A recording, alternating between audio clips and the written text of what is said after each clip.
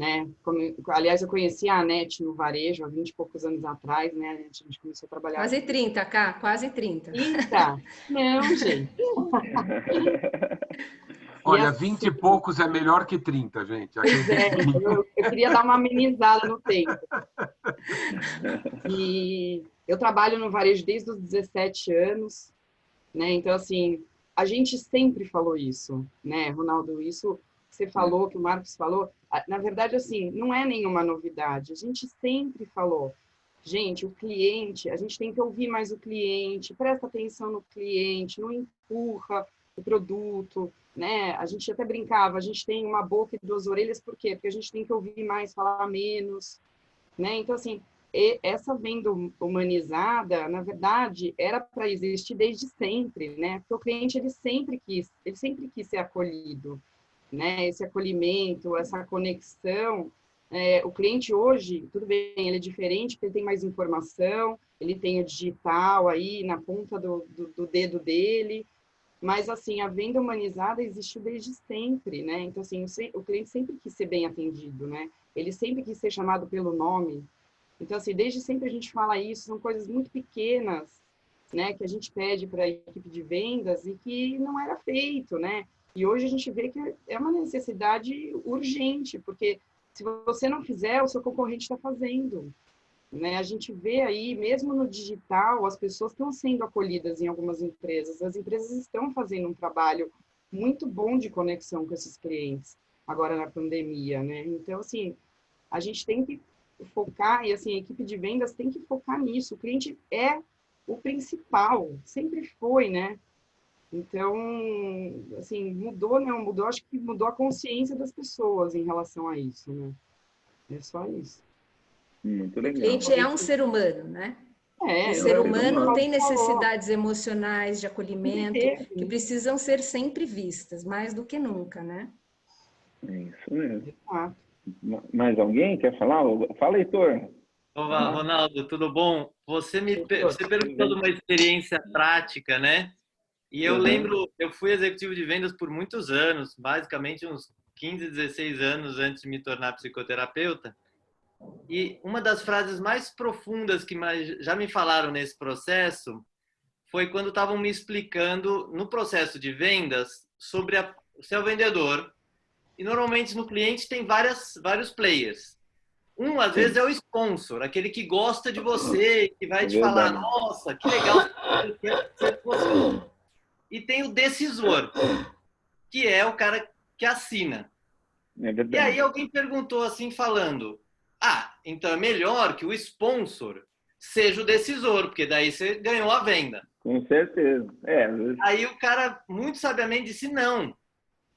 Porque o sponsor, na hora dele assinar, ele vai tomar uma decisão objetiva, ele não vai tomar porque é seu amigo. Sim, é verdade. E o sponsor, se não for ele, pode te dar a dica, vai lá que o seu concorrente mandou uma nova proposta.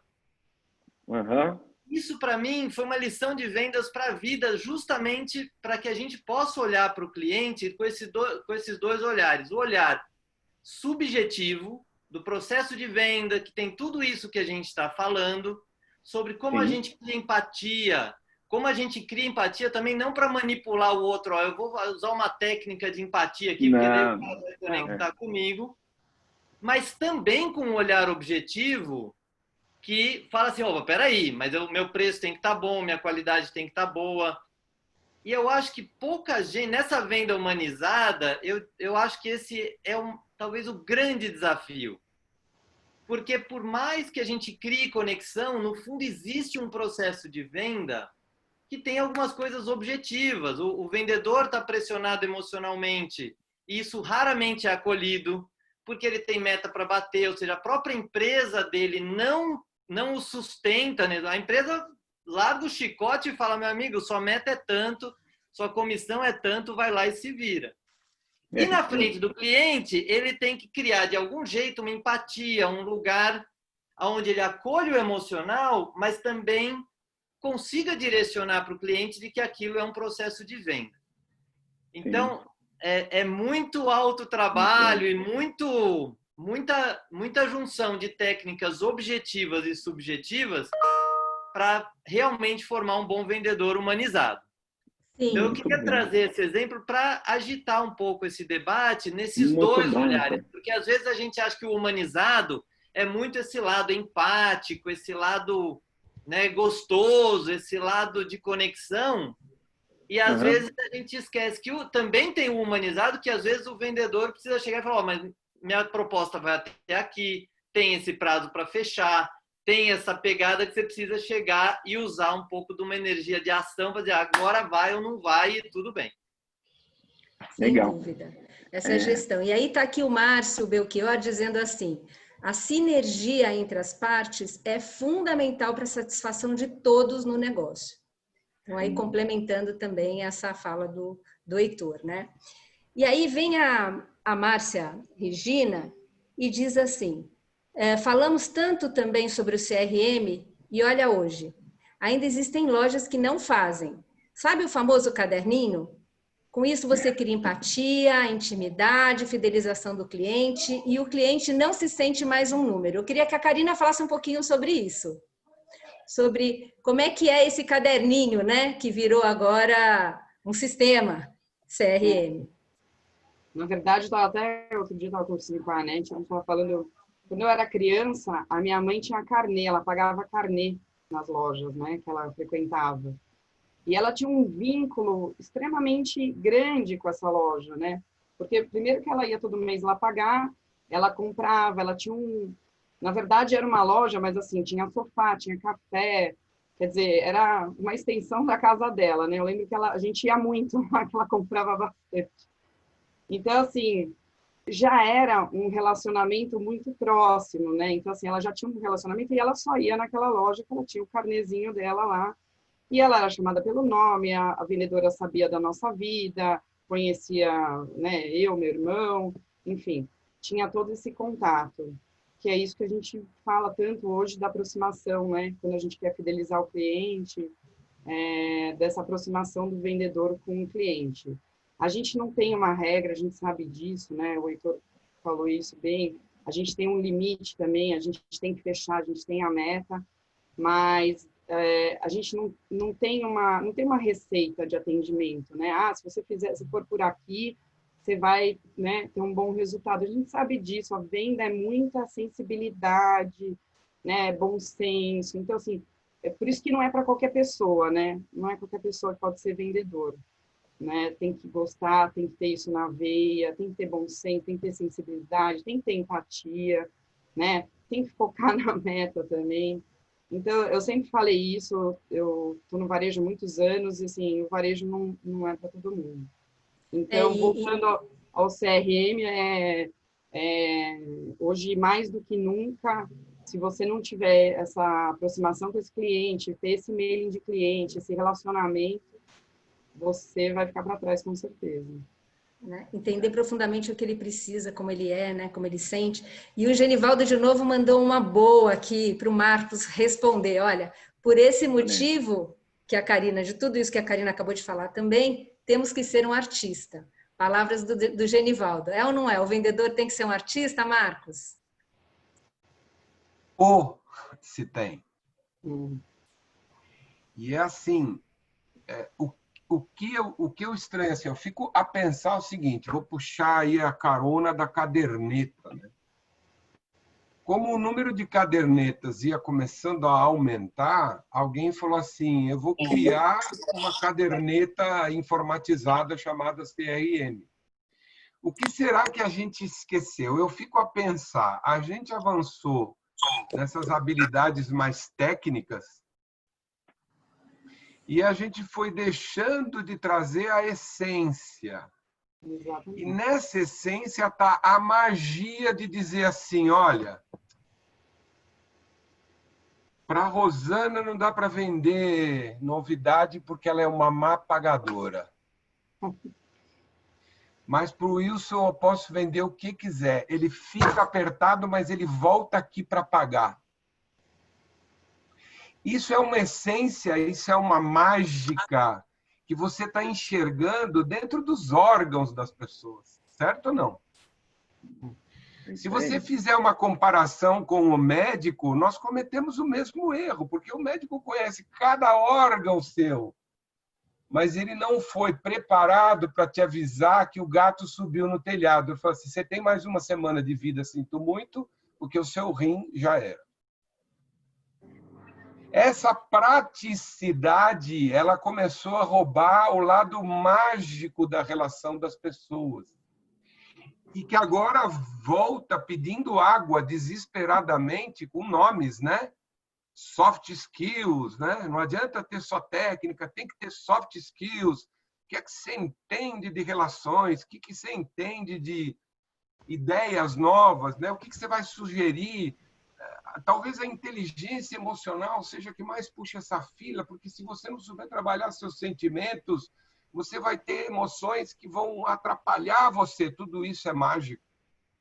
Exatamente, Marcos. E aproveitando que você tocou na inteligência emocional, e a Janaína está aqui perguntando, né, como é que a gente faz para investigar essa dor do cliente antes de oferecer qualquer solução. Eu queria pedir para a Lucila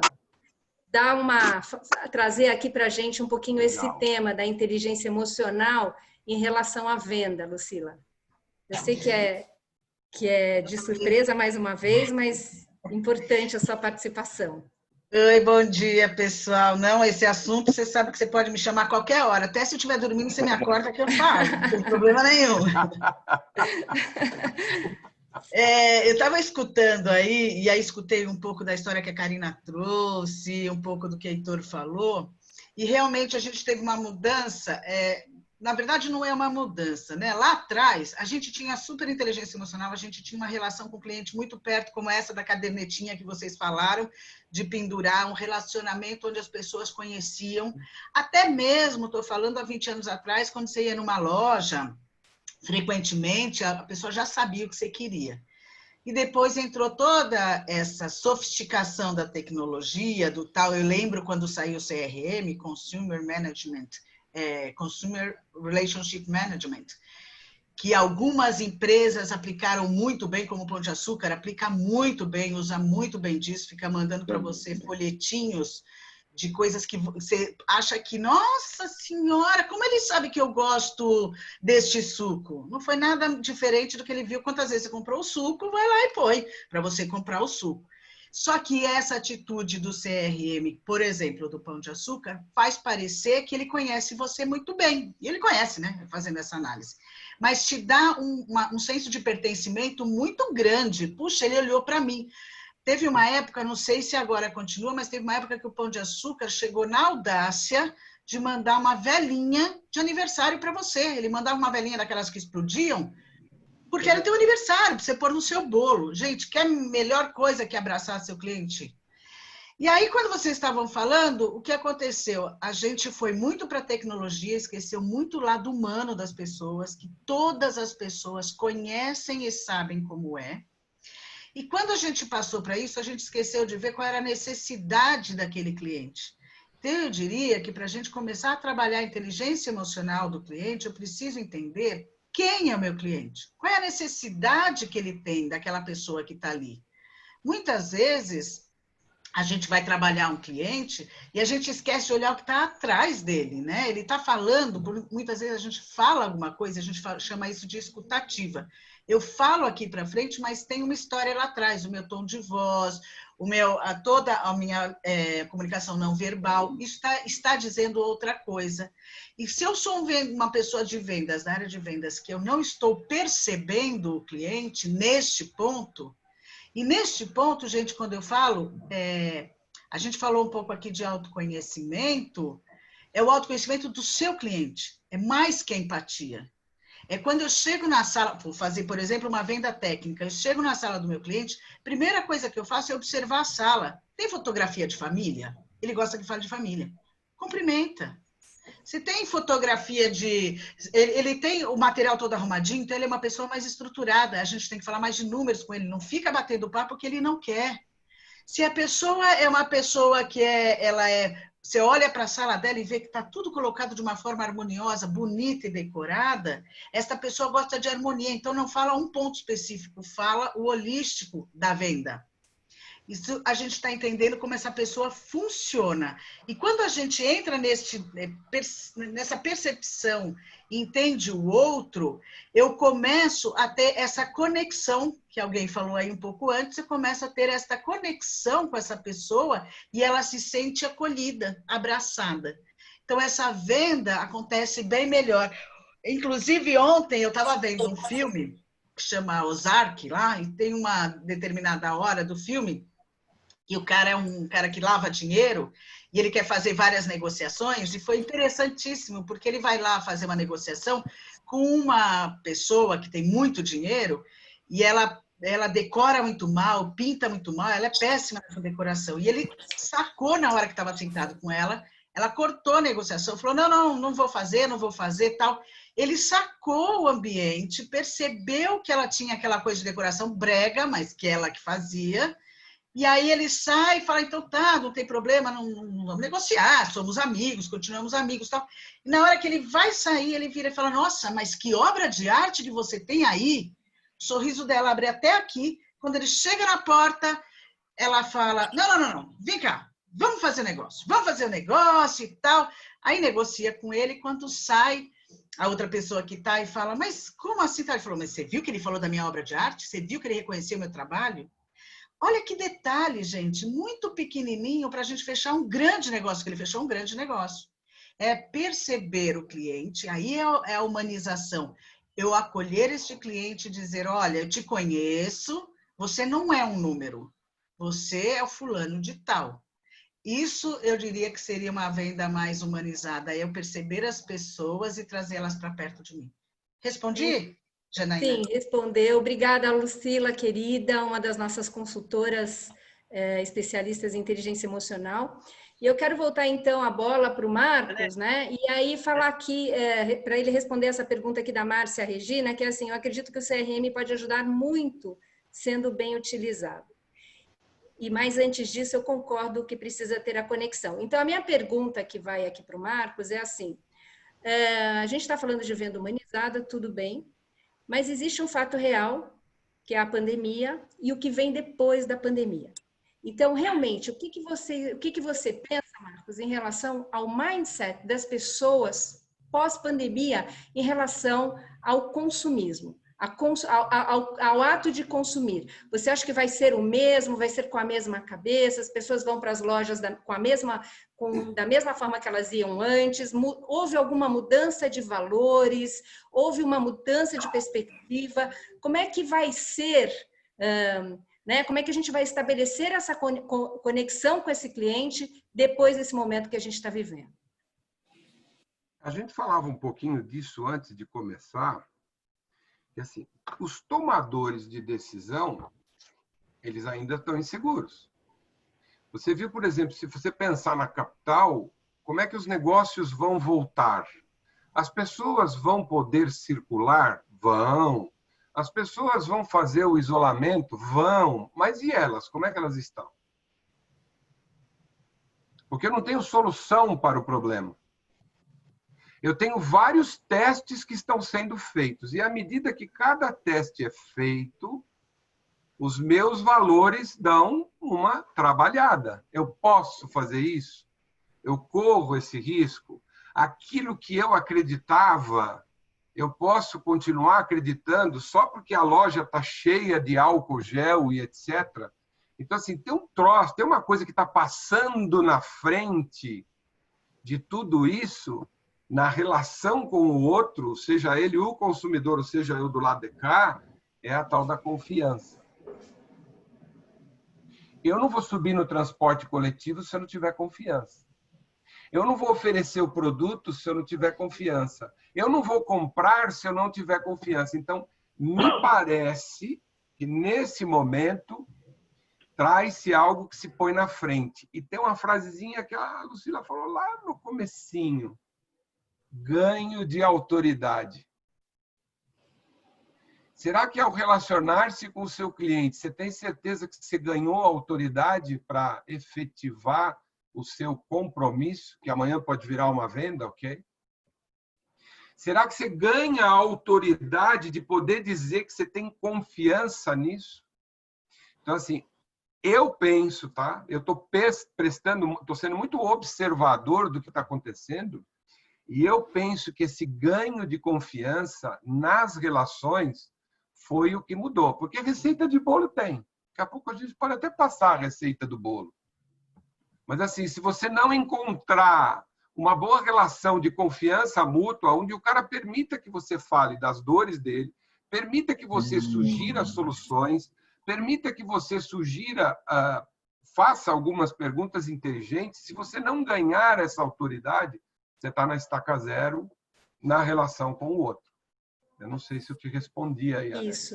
E aí eu queria, eu vou chamar o Wilson, também de surpresa, Wilson, também é um consultor da Pulse, e eu queria que o Wilson falasse um pouquinho sobre a opinião dele em relação a isso também, para acrescentar aqui na fala do Marcos.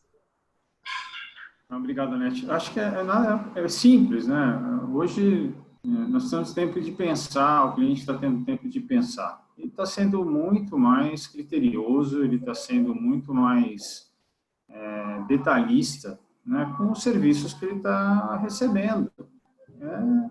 E ele está tendo a opção de escolher mais, está tendo tempo de analisar mais, e, portanto, ele com certeza, a hora que tudo isso voltar ao normal, né, ao novo normal, ele vai ser diferente, não tem a menor dúvida, né?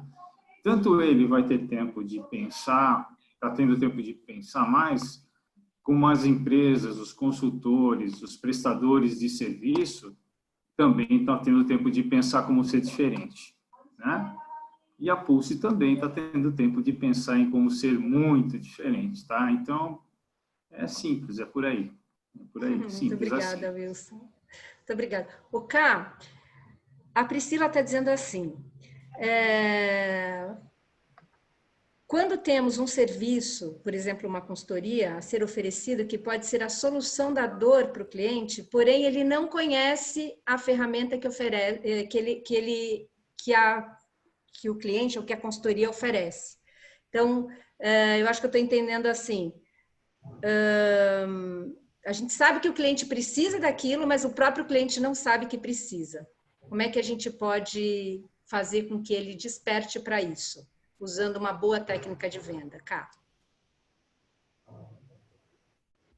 Então, aquilo que a gente sempre fala, né? Assim, a gente primeiro precisa conversar com o cliente e entender a real necessidade dele, né?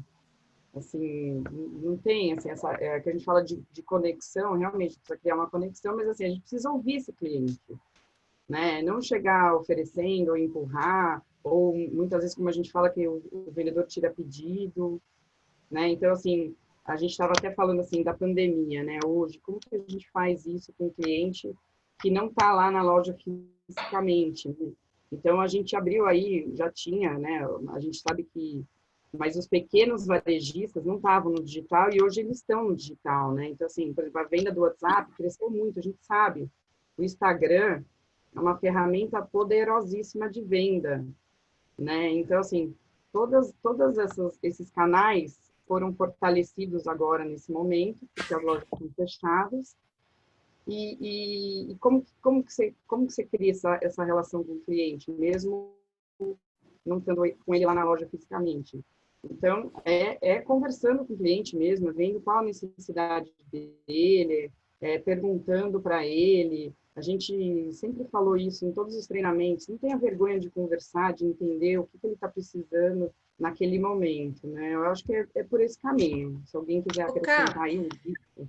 E aproveitando aí a sua fala, eu queria perguntar, existe uma etiqueta, por exemplo, para o uso dessas tecnologias, principalmente do WhatsApp, dessa comunicação direta com o cliente? Existe alguma etiqueta, alguma forma, né, de você poder abordar o cliente sem ser invasiva, na direção daquilo que ele precisa? Existe, né, gente? Sempre existe, né? Assim, tem uma coisa que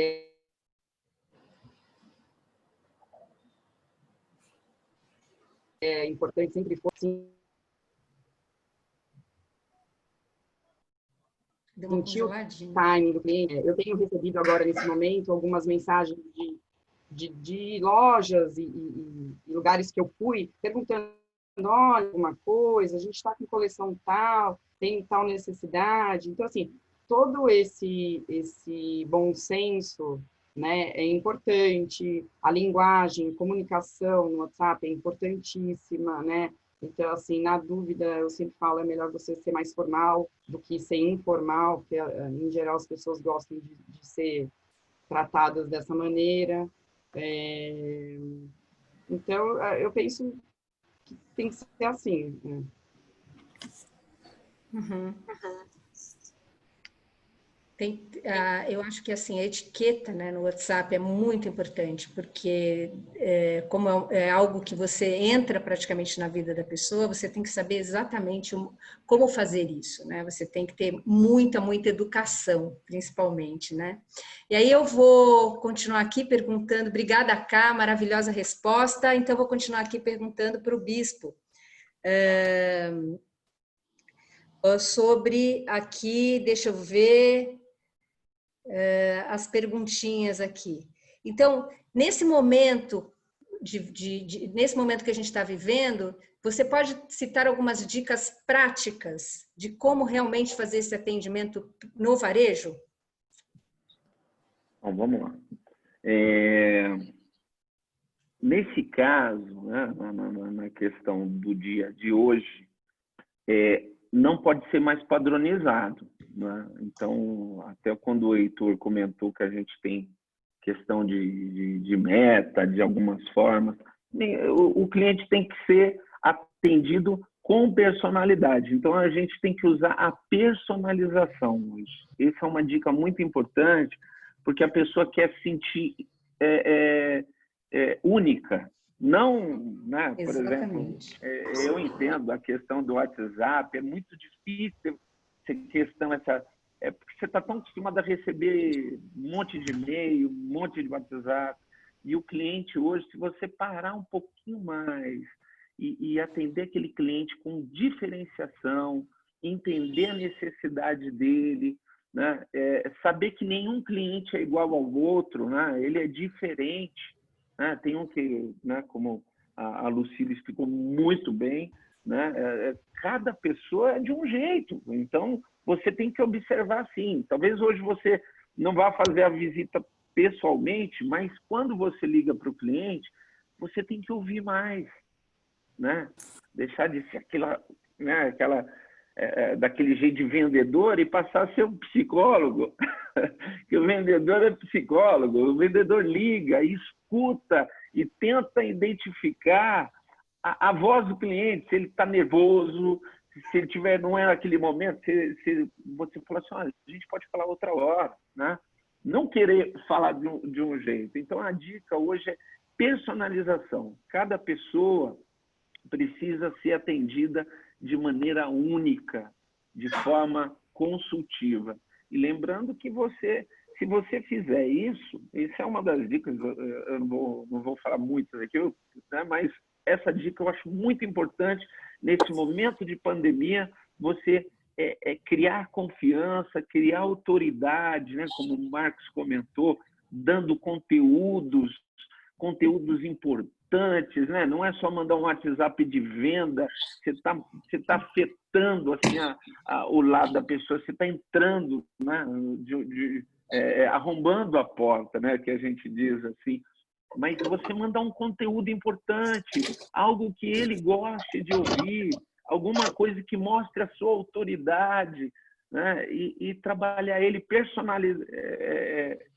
unicamente, né? Com personalização. Na singularidade dele, né? E aí, Bispo, para te complementar, tá aqui a Ingrid pedindo para compartilhar um case dela. Por favor, Ingrid, fique à vontade, traga aí a sua experiência, que vai ser muito rica para a gente. Obrigada, Nete. Olá, Bispo, tudo bem? Eu queria compartilhar, porque é muito interessante o que vocês estão dizendo e como é verdade. Há mais ou menos uns 5 anos atrás, nós iniciamos uma empresa para vender bolsas térmicas naquele estilo fitness, né? Que hoje em dia todo mundo já conhece mais esse produto. E lá atrás nós não tínhamos site, então nós iniciamos a venda através do WhatsApp E tudo isso que vocês estão dizendo, como é tão verdadeiro, porque aconteceu o seguinte, em algumas vendas, eu percebi o cliente assim, colocando muitas perguntas, então, nitidamente, ele estava inseguro. E aí eu respondia tudo, mas quando eu parava e perguntava para esse cliente, como é o seu estilo de vida? Eu ligava para ele e falava, me conta o que você come. Me fala o que você come, o que você coloca na sua marmita? Quantas marmitas você leva? Aí eu perguntava, você esquenta de manhã? Que hora você vai esquentar? E aí eu chegava em alguns momentos a montar a marmita dentro da minha casa, né, para que ele pudesse visualizar o produto. E aí, assim, não dava nem 10 minutos, ele fechava a venda. Então, assim, é muito fato isso, de que quando você para e vai lá exatamente no detalhe que ele precisa, como a insegurança, ela vai embora, assim, escancaradamente. Então, ele fechava a venda, é isso mesmo, então eu quero essa bolsa. Olha, eu tenho a pequena, eu tenho a média, eu tenho a grande. E aí, eu nunca gostei desse negócio de empurrar a venda, né? Então, de repente, até poderia falar, olha, fica com a grande, porque vai me dar mais lucro, digamos assim. Dinheiro. Mas eu percebi que, assim, para ele, a pequena era o que ia ser essencial. E às vezes ele entrava comigo querendo comprar a grande. Então eu dizia, não, a pequena vai te atender, você não precisa de uma bolsa desse tamanho. Então isso é muito fato e isso me ajudou bastante também. Nossa, Ingrid, super obrigada, uma super contribuição. E entra muito no que o Marcos falou da confiança, né? Da confiança, da abertura que você precisa ter. Para entender o outro, você precisa estar aberto, né? Você precisa abrir a sua possibilidade de compreensão do outro.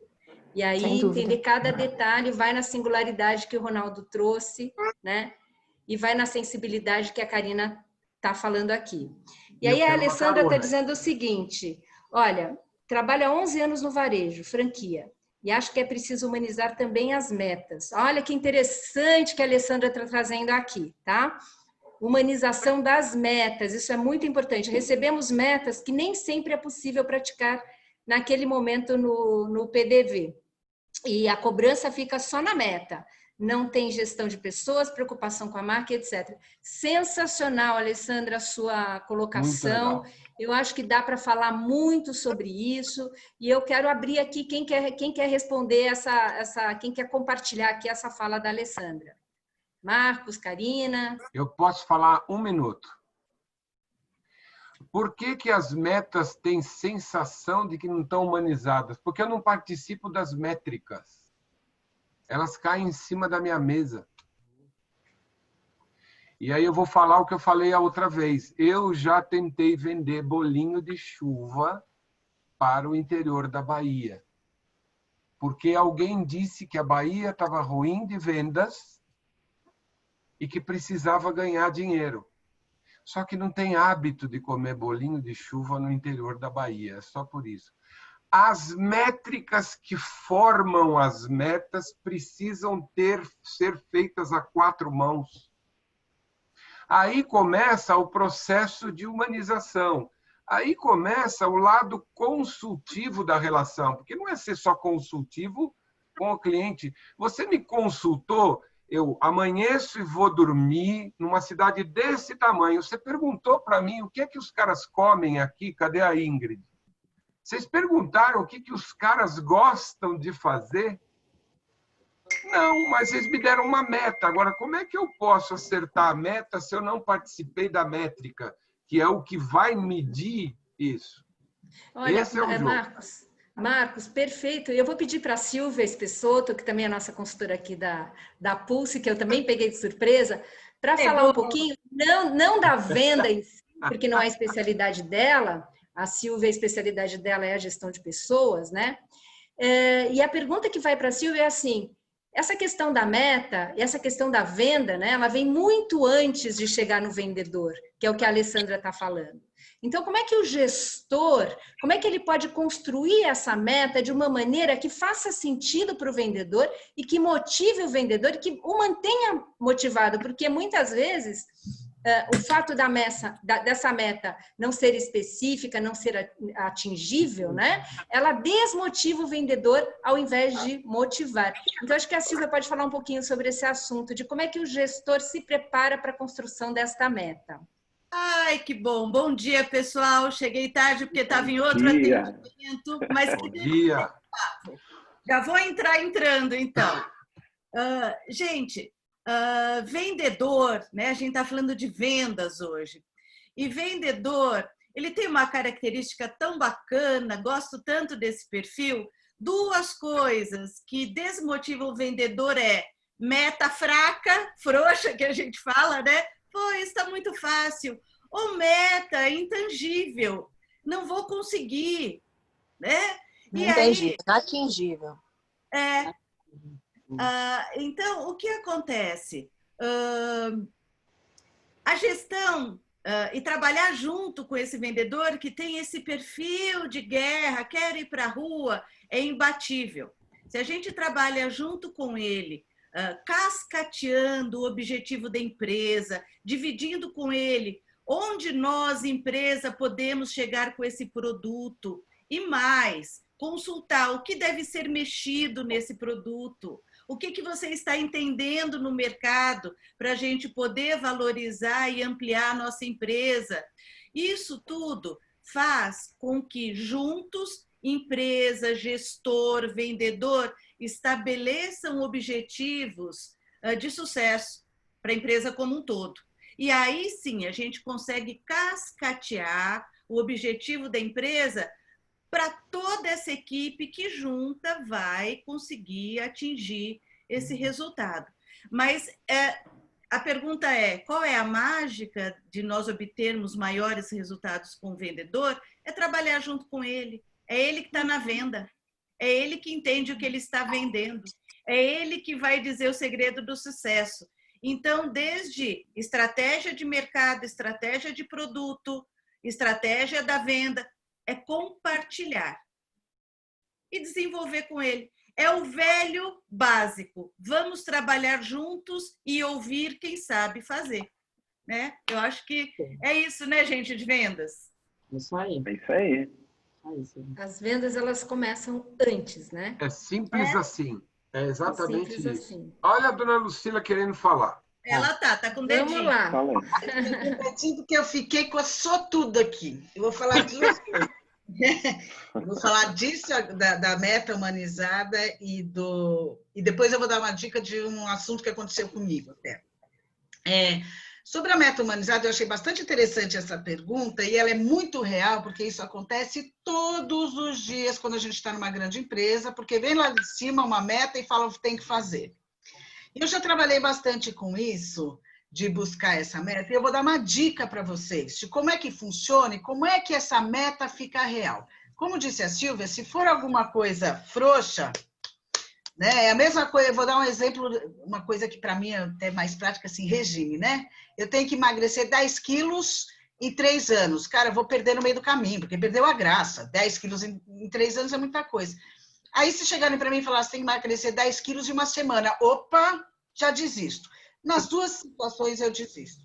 Existe uma ferramenta, não sei se vocês conhecem, a gente pode até mandar depois, uma ferramenta que chama Roadmap. O que eu faço? Eu começo lá do final para trás. Então, por exemplo, a minha meta nós estamos em junho, minha meta é para setembro, dia X de setembro, eu tenho que vender X, 10 mil reais, vai, que seja. Então, eu começo lá pelos 10 mil reais no dia 20 de setembro e eu venho voltando com as ações que eu vou fazer. Eu digo para vocês o seguinte, é assim, pegar na mosca. Quantas vezes eu fiz isso? Quando a gente chega no dia atual, quando a gente chega naquele momento atual, eu falo algumas coisas do tipo, a diretoria precisa olhar isso, porque eu não tenho gente e tempo, as duas coisas, para poder fazer essa quantidade de vendas. Ou precisamos conversar mais com as pessoas, porque isso não faz sentido. Esta venda é uma venda que demora 4 meses, como eu, em setembro, vou bater isso. Enfim, tem uma série de coisas. O Roadmap é uma ferramenta fantástica que ajuda demais essa tal de humanização de metas, que é trazer para a realidade e para não deixar quem está responsável na área comercial, que está responsável pelas vendas, se descabelar, ficar ansioso, já chega a pandemia, que já está deixando todo mundo. Então, isso torna-se uma realidade e isso pode ser feito online e presencial. Presencial é bem mais bacana. Eu mostro para vocês um dia. Isso era sobre a meta. Agora, eu tenho um caso que vocês estavam falando antes, né? Eu trabalhei na EF, Escolas Internacionais, e eu tinha um grupo de vendas da área comercial e a gente vendia escolas no mundo inteiro. Para o mundo inteiro tinha escola da EF e as pessoas ligavam para a gente, basicamente começava por aí, ligavam para a gente para saber sobre os cursos. E eu estipulei 4 perguntas, muito parecido com o que a Ingrid fez. Eu estipulei dentro do meu produto 4 perguntas. Era o que as pessoas fazem? Vão fazer intercâmbio, passar lá 6 meses, você podia passar 1, 3, 6 e 1 ano no exterior, em algum lugar do mundo, fazendo alguma escola. Então, o que eu precisava fazer? Saber o que essas pessoas queriam. Dica 1, pergunte. Não tenta imaginar, ninguém tem bola de cristal. Seu cliente está ali, você pergunta o que ele quer, assim como a Ingrid falou. O que você deseja? Como que você funciona? Então, a gente começava com essas 4 perguntinhas, que era a seguinte, eu até pus aqui para me lembrar. Quanto tempo você quer ficar fora? Que tipo de idioma você quer falar? Porque poderia ser inglês, poderia ser espanhol, chinês, etc. Onde que você imagina que você queira ir? Né? Que região do mundo que você queira ir? E quando você quer ir? Isso no meio da conversa. E a pessoa ia respondendo. E eu falava para o pessoal, anota. Aí a pessoa conversava, e ela, enquanto estava conversando, pegava algo que tivesse dentro desse foco que a pessoa queria. E no final da ligação, ela falava assim, olha, eu tenho um intercâmbio, por exemplo, eu tenho uma escola em São Francisco, que é, porque via a idade da pessoa e tal, que é um lugar super bacana, tá cheio de jovens, etc. É um lugar lá perto da Califórnia, fica lá na Califórnia, é um lugar muito... que você pode ficar 6 meses, quem falou 6 meses foi o cara, não foi ela. E aonde queria ficar também foi ele. Olha, para você ficar 6 meses, você vai aprender inglês, E quantas vezes eu ouvi o feedback da pessoa falando, gente, tua equipe é maravilhosa, eles conseguem descobrir o meu sonho. Ninguém descobriu nada. Só perguntou, a pessoa falou, eu juntei a informação e devolvi para ela a mesma coisa. Aí ela te acha o máximo. E a gente fazia, então, fechava as vendas, que eu lembro naquela época, que já faz tempo, que cada vez que fechava uma venda, a gente amassava um papel e jogava numa cesta, que era para mostrar que a gente fez no final do mês, a gente juntava e fazia uma festa com tudo aquilo. Então, assim, a dica básica é, pergunte ao seu cliente o que ele precisa, o que ele quer. Me lembro aqui, quando alguém falou aqui se eu tiver uma consultoria, meu cliente não sabe que precisa, para ele refletir. E aí, a hora que ele refletir, ele vai falar, puxa, eu preciso da sua ajuda. E você é uma consultora que me traz isso. Olha que ótimo, você é o máximo. Na verdade, você não foi o máximo, na verdade, você simplesmente pegou tudo que ele falou e devolveu para ele da mesma forma. E aí ele entendeu o que ele precisava de você. É a arte do servir, né, Lucila? Como servir melhor? Para que eu possa servir bem, eu tenho que entender profundamente a necessidade, né? E ser muito realista naquilo que eu vou entregar. E verdadeira, né? Porque a verdade e a confiança estão sempre linkadas a uma boa venda. E a venda humanizada, principalmente essa venda, trabalha com isso, com esses elementos, né? O elemento sim, você precisa vender, você precisa cumprir uma meta, mas acima de tudo, você precisa ser verdadeiro, né?